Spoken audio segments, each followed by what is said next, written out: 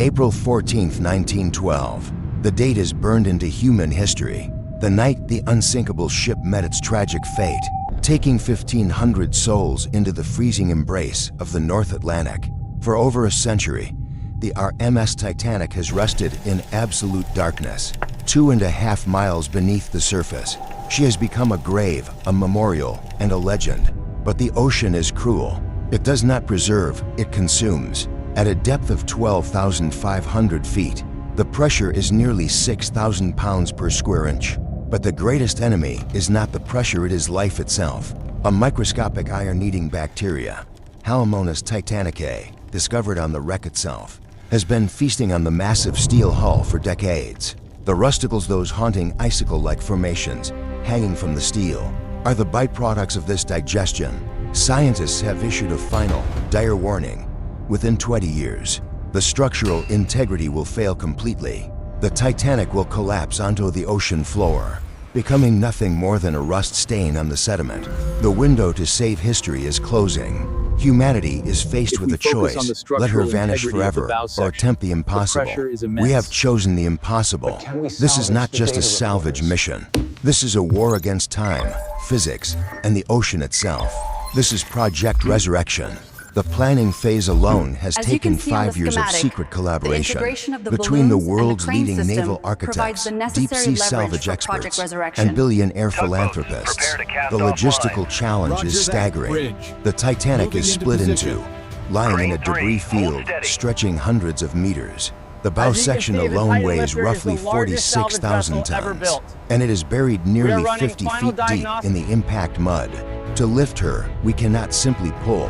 The steel is too brittle. It would shatter like glass. We must cradle her. We must heal her bones before we even attempt to move her. As the sun rises over the North Atlantic, a fleet unlike any ever assembled arrives at the coordinates 41.73 north, 49.9 for west. 5 super heavy semi-submersible lift vessels, usually reserved for moving oil rigs, form a pentagon round the wreck site. The sea is calm, masking the violence of the environment below. The command is given. The descent begins. 3,800 meters down. The silence of the abyss is broken by the hum of advanced technology. A swarm of 50 autonomous underwater vehicles, moving like a school of bioluminescent fish, descends upon the wreck. Their first task is scanning. Using LiDAR and sonar with millimeter accuracy, they map every crack, every twisted plate, every missing rivet. The data is fed instantly to the surface, creating a real-time digital twin of the wreck. The engineers in the control room watch with bated breath as the ghost of the Titanic appears in neon wire frames. The damage is catastrophic. The decks are pancaked, the hull plates are separated, and the metal is paper-thin in places. Conventional lifting is impossible. The solution is nanotechnology. The swarm bots begin their work, spraying a proprietary bio-nano gel over the entire surface of the wreck.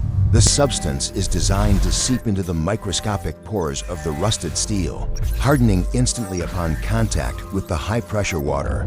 It acts as a cast for a broken limb, turning the fragile, flaky rust into a composite material harder than concrete. The orange rusticles are encased in a translucent, diamond-hard shell. The ship is no longer just steel. She is becoming a fossil preserved in amber. While the hull is being reinforced from the outside, the most dangerous phase begins underneath. The Titanic plunged into the seabed with such force that she is plowed deep into the sediment. The suction force required to pull her out is calculated to be millions of tons. We cannot pull, we must excavate. Massive robotic excavators, equipped with high-pressure hydrojets, land softly on the ocean floor. They begin to blast away a century of accumulated mud and silt. Clouds of sediment billow up like underwater sandstorms, obscuring the lights. Blindly, guided only by sonar, the robots carve tunnels beneath the keel. Through these tunnels, the Titan cradle is inserted. These are gigantic beams made of solid titanium alloy, pushed slowly, meter by meter. Underneath the ship, they interlock, forming a ribcage that will support the ship's weight from the bottom up. It is a delicate surgery performed by giants. One wrong move, one tremor, and the brittle hull could snap in half, ending the project in disaster. The The process takes weeks of agonizingly slow progress. But finally, the lock engages. The Titanic is secure in her titanium bed. The connection is made. From the surface ships, massive bundles of synthetic diamond fiber cables are lowered. These cables are thinner than a human arm, but stronger than conventional steel chains. They lock onto the titanium cradle with magnetic clamps. But the cables alone are not enough. We need buoyancy. We need the ocean to help us. Hundreds of deflated heavy-lift balloons are attached to the cradle. Remotely operated vehicles begin pumping them with a specialized liquid foam that expands and becomes buoyant even at extreme pressures. As the white balloons inflate around the dark, rusted hull, the Titanic begins to look like she is resting on a cloud. The physics have shifted. The ship is no longer a heavy deadweight. She is neutrally buoyant, ready to fly. The control room goes silent. The lift commander places his hand on the master lever. The order is given. Initiate separation. The tension on the cables rises. The winches on the surface ships groan under the strain. The balloons pull upward with the force of 1,000 locomotives. Deep below, the mud refuses to let go. The suction is immense. The ship shudders. Dust falls from the decks. The groan of metal echoes through the water, a sound not heard since 1912. It is a battle of wills. And then, a shockwave. The mud seal breaks. With a violent lurch, the bow of the Titanic jumps 10 meters off the seabed. She is free. For the first time in 100 years, light returns to the keel. The ascent is slow and controlled, 10 meters per minute. The convoy moves upward through the water column, passing through the midnight zone, the twilight zone, and finally into the light. As the pressure decreases, the nitrogen in the water bubbles around the hull, as if the ocean is boiling in anticipation. On the surface, the ocean churns. The water turns white with foam. The anticipation is palpable. Helicopters circle overhead, cameras broadcasting live to billions of viewers worldwide. And then, the nose of the ship breaks the surface. It is a violent, chaotic, and beautiful moment. Water cascades off the rusted decks like massive waterfalls, carrying with it the mud of the deep. The iconic bow, the place of legends, rises into the air, defiant against the gravity that once claimed it. She looks rough. She is covered in mud, draped in dead vegetation, and scarred by the violence of her sinking. But the outline is unmistakable. The silhouette that has haunted our dreams is real, and she is floating. A cheer goes up from the Salvage crews, a sound that rivals the roar of the ocean. But the celebration is brief. The ship is incredibly fragile. She is quickly maneuvered between two supertankers, acting as a floating dry dock. The journey to the restoration facility begins. The destination is a specialized mega dry dock, constructed specifically for this purpose. As the Titanic is towed into the harbor, the scale of the vessel becomes apparent. Even in her ruined state, she towers over modern tugboats. The gates of the dry dock close. The massive pumps roar to life, draining millions of gallons of seawater. As the water level drops, the full extent of the devastation is revealed. The hull is a patchwork of holes. The stern is a mangled wreck of twisted steel. It looks less like a ship and more like a disaster scene. But underneath the mud and the rust, the soul of the ship remains. The restoration process, dubbed the Great Cleansing, begins immediately. This is not a task for brushes and soap. This requires industrial warfare against corruption. An army of robotic arms moves along the tracks on the dry dock walls. They are equipped with ultra-high pressure water jets, blasting at 50,000 psi.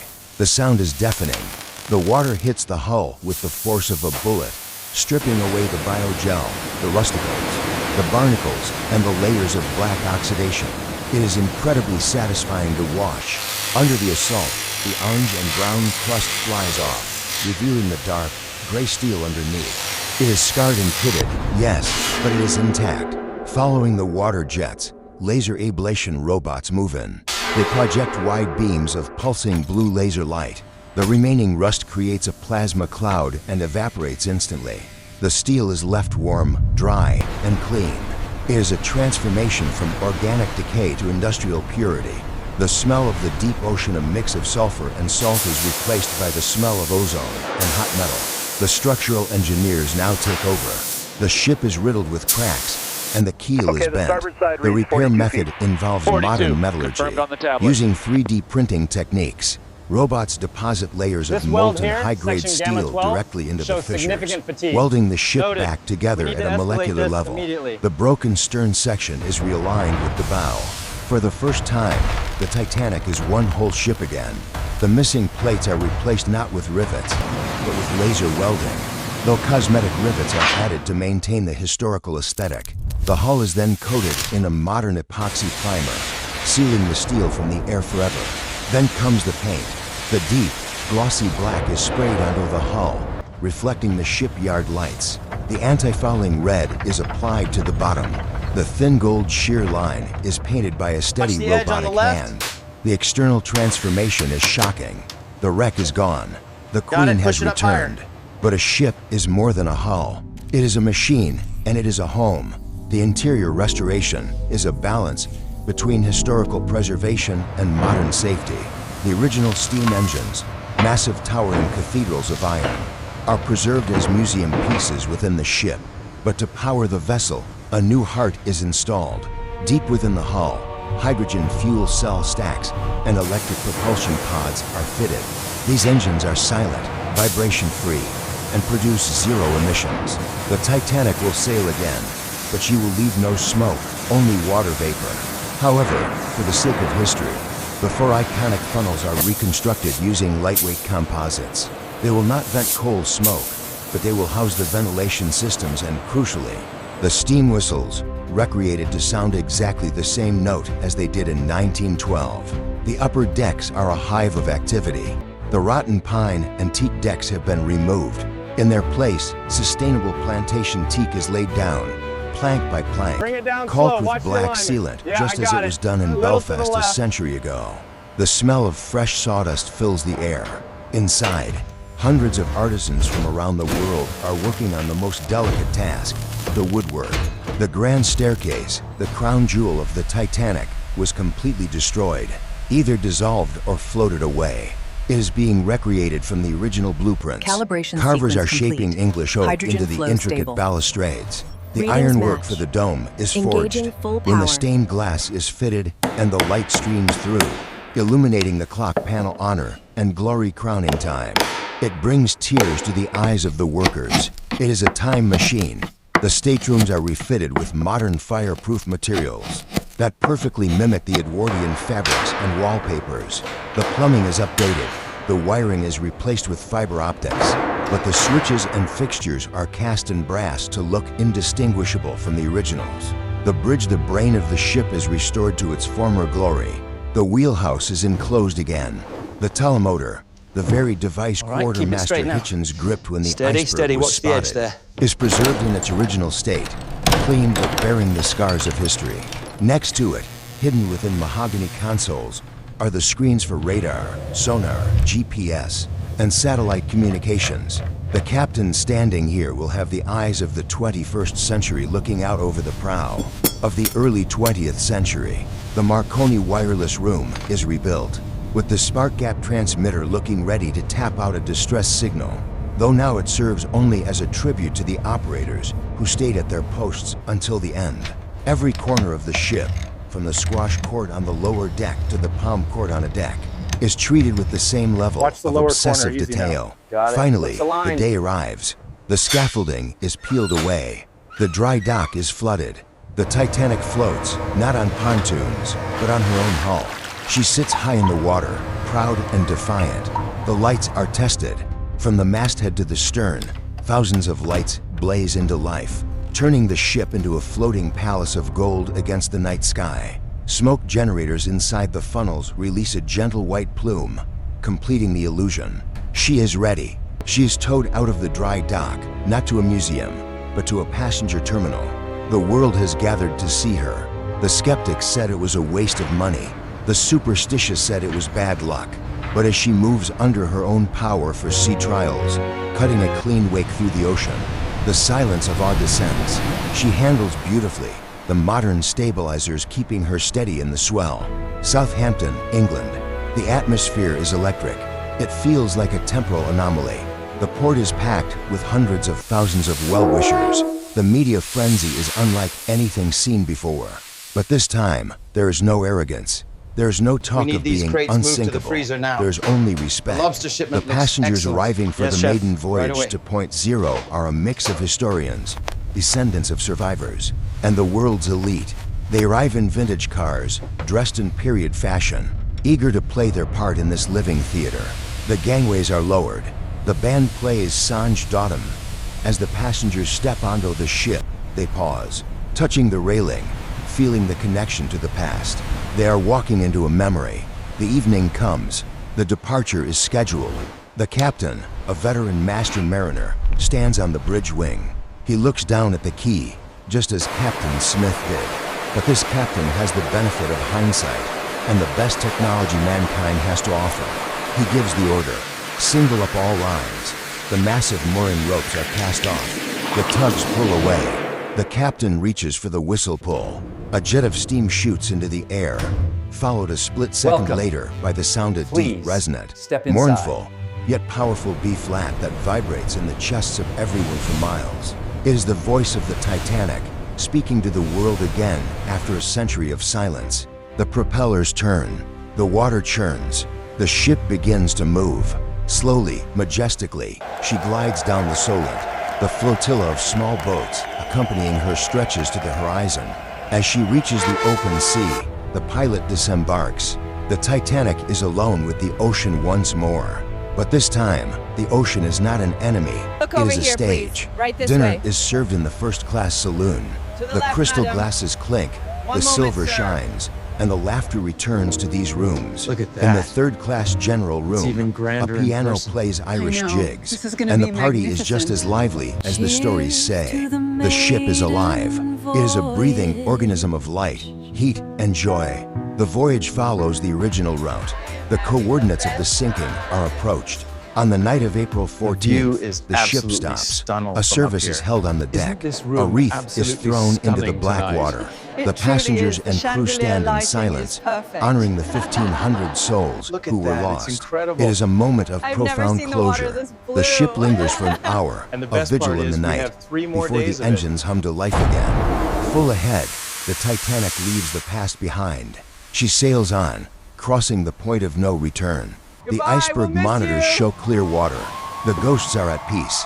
The arrival in New York is the final act of this incredible drama. As the Titanic sails past the Statue of Liberty, fireboats spray arcs of water in salute. The skyline of Manhattan rises in the distance. A skyline that was just beginning to reach for the clouds when she was built. She passes the old White Star Line pier, fulfilling the contract made in 1912. She has arrived. The journey is complete. The Titanic has been resurrected not just as a ship, but as a symbol of human resilience. We have reached back into the darkness, taken back what was lost, and brought it into the light. She will sail on, a teacher, a museum, and a legend, carrying the stories of the past into the waters of the future. The Queen of the Ocean lives long.